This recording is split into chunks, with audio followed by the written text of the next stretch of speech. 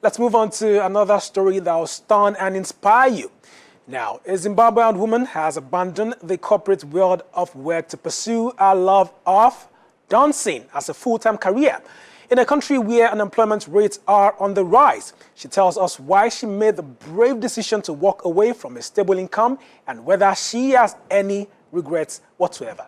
Dance is a very unconventional career path, especially for an African woman. My name is Chengetai Noskumbuzomnisi Samoyo, also known as Pineapple, from Zimbabwe, and I am a dance fitness instructor and choreographer.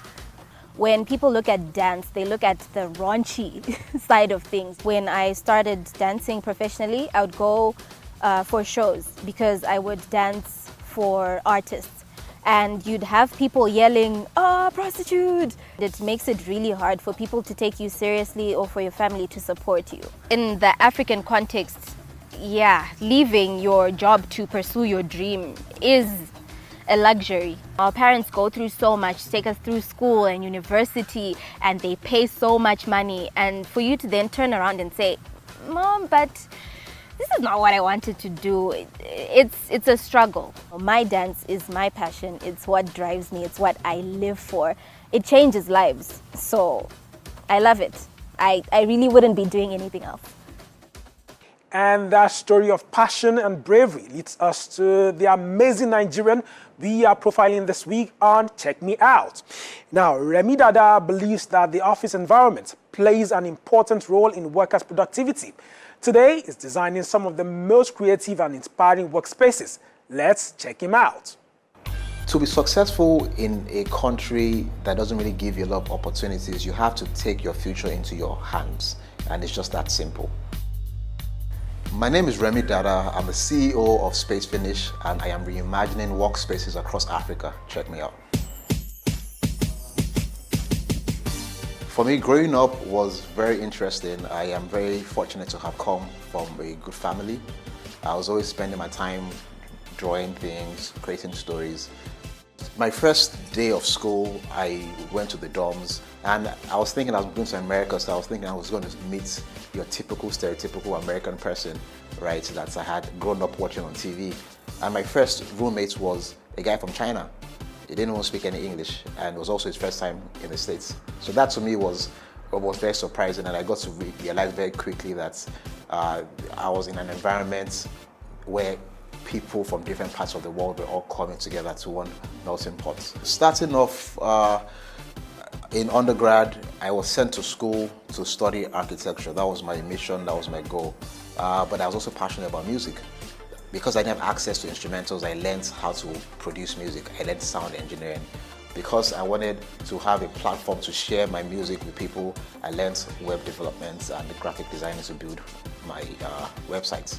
Right? And the things that I learned were things brought out of necessity to achieve an end goal.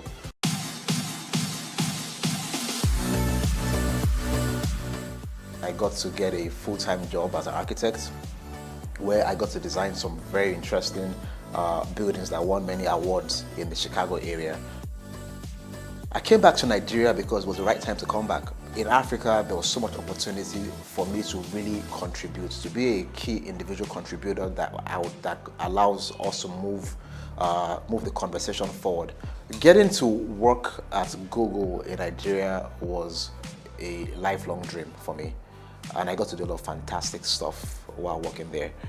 I had the opportunity while I worked there to redesign the Google office. After doing that, I felt very content because now myself and my colleagues had an environment to work in that allowed us to be a lot more productive, a lot more innovative, and that was where it was supposed to stop.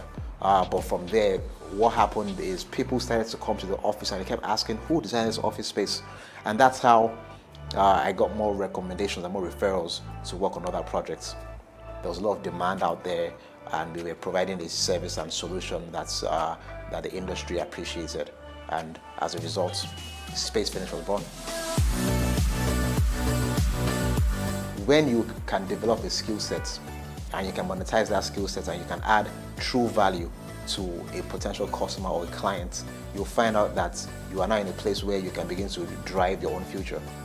So my advice to the younger generation is acquire the right skill sets that you need, skill sets that add value, and that's the key thing there, adding value, not just to yourself, but adding value to the people that you are serving.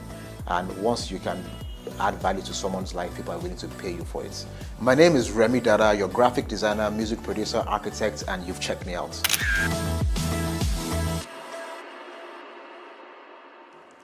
Hats off, Remy. Let's now take a quick reminder of our top story today. 3 men are picking up the pieces of their lives after being wrongfully imprisoned for over 3 years in Lagos. Do join us again next week, where we'll be checking out Clara Kronberg, the media personality keen on empowering women in Africa. Don't forget to follow us on Twitter at @GistNigeria TV for more updates and exclusive content. And for more on any of our stories, visit bbc.com/Africa and channelstv.com. That has been our package for today. Thank you for staying with us. Until next time, I am Wale Fakile. Goodbye.